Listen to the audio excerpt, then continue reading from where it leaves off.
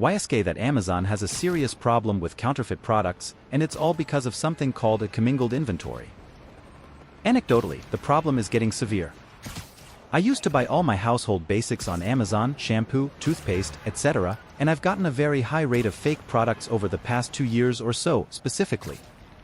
Most recently, I bought a bottle of shampoo that seemed really odd and gave me a pretty serious rash on my scalp. I contacted the manufacturer and they confirmed it was a fake. Amazon will offer to give your money back if you send it back, but that's all the protection you have as a buyer.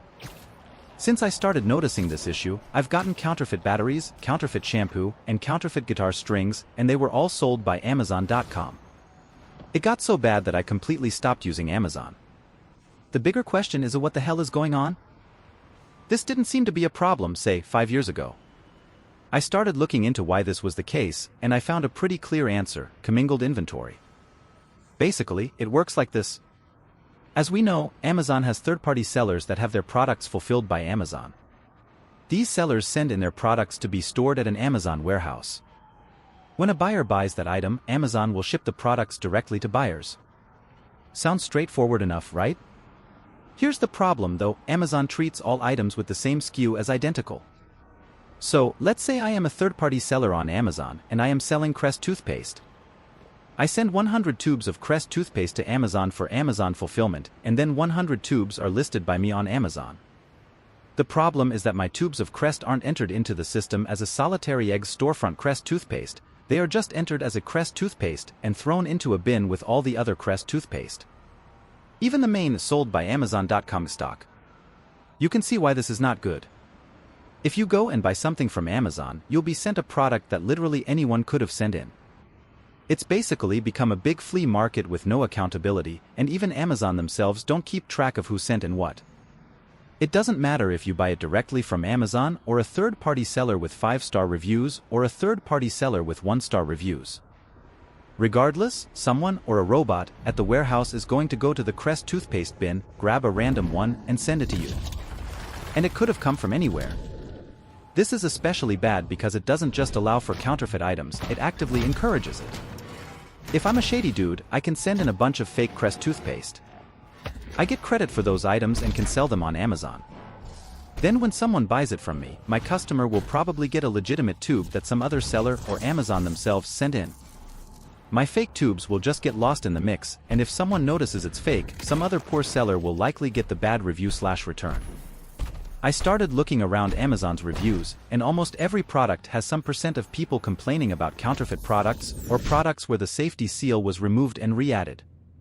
It's not everyone, of course, but it seems like some % of people get fake products pretty much across the board, from vitamins to lotions to toothpastes and everything else.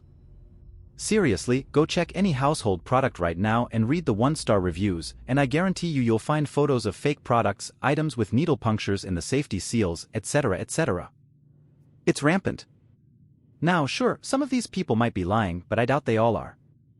In the end, this commingled inventory has created a pretty serious counterfeit problem on Amazon, and it can actually be a really serious problem if you're buying vitamins, household cleaners, personal hygiene products, etc.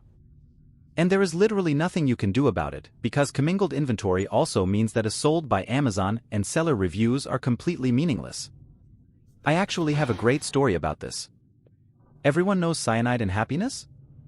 They make comics, many of which turn into memes around here. Shout out to Cyanide and Happiness, explosm.net, http://explosm.net. Anyway, they have a card game like Cards Against Humanity that you finish the comic with your card. It's called Joking Hazard.